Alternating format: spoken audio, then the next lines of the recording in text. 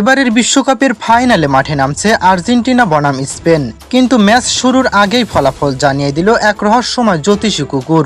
জ্যোতিষী কুকুরের ভবিষ্যৎবাণী অনুযায়ী কোন দল জিতবে, চলুন বিস্তারিত জানি আজকের বিশেষ প্রতিবেদনে। 2026 ফুটবল বিশ্বকাপের ফাইনালকে ঘিরে এখন উত্তেজনায় ফুটছে পুরো ফুটবল বিশ্ব। একদিকে বর্তমান বিশ্ব চ্যাম্পিয়ন আর্জেন্টিনা, অন্যদিকে ইউরোপের শক্তিশালী দল স্পেন।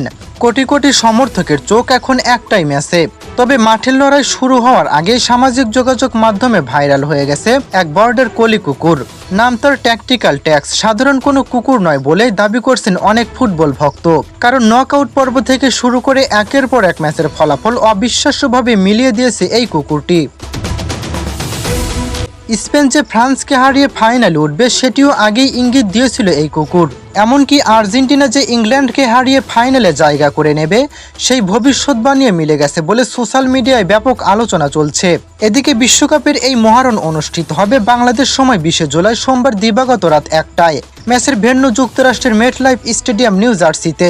এই দিন আর্জেন্টিনার হয়ে গোলবার সামলাবেন এমিলিয়ানো মার্তিনেস, রক্ষণভাগে থাকবেন রোমেরো লিসান্দ্রো মার্তিনেস এবং ওতামেন্দি, মাঝমাঠে এনজো ফার্নান্দেস, রদ্রিগো দি পল এবং ম্যাক অ্যালিস্টার, আর আক্রমণ ভাগে দেখা যেতে পারে লিওনেল মেসি, লাউতারো মার্তিনেস এবং হুলিয়ান আলভারেজকে।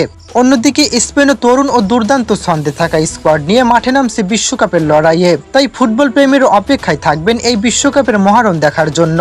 আর এবার আসি সেই বহুল আলোচিত ভবিষ্যৎবাণীতে।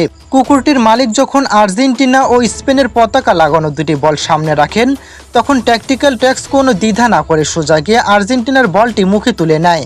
অর্থাৎ এই জ্যোতিষী কুকুরের ভবিষ্যৎবাণী অনুযায়ী বিশ্বকাপের শিরোপা জিততে চলেছে আর্জেন্টিনা।